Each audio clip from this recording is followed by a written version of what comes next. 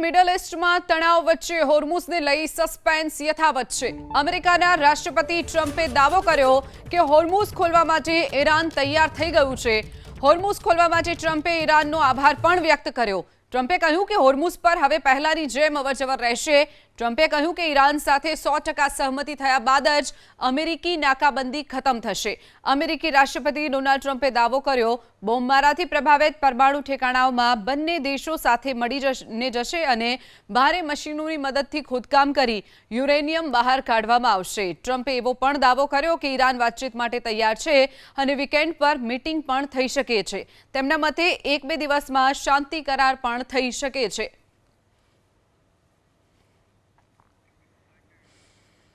તો હોર્મુઝને લઈને America Iran વચ્ચે વિવાદ યથાવત છે। નાકાબંધી જારી રહેશે તો હોર્મુઝ નહીં ખુલે તેવી વાત ઈરાને કરી છે। ઈરાનના સ્પીકર ગાલિબાફે અમેરિકાને ચેતવણી આપી। હોર્મુઝથી પસાર થવું તે ઈરાન પર નિર્ભર રહેશે તેવી વાત ગાલિબાફે કરી છે।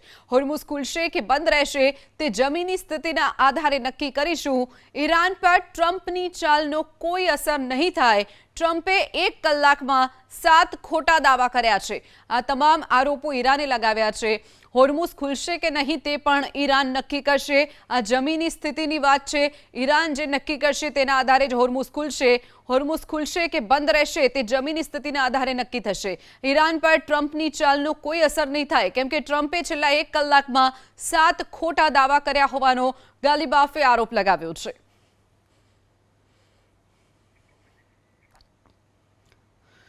તો હોર્મુઝ ખુલવાની વાતને લઈને ઈરાને કહ્યું છે કે હોર્મુઝ ઉપર નાકાબંધી અમેરિકાએ કરી છે।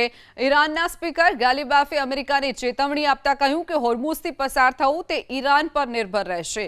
હોર્મુઝ ખુલશે કે બંધ રહેશે તે જમીની સ્થિતિના આધારે નક્કી થશે। હોર્મુઝને લઈને અમેરિકા ઈરાન વચ્ચે હજુ પણ વિવાદ યથાવત છે। એક તરફ ટ્રમ્પ દાવા કરી રહ્યો છે હોર્મુઝ ખુલવાના, તો બીજી તરફ ગાલિબાફનું કહેવું છે અમેરિકાની નાકાબંધીના કારણે હજુ પણ હોર્મુઝ નથી ખુલી।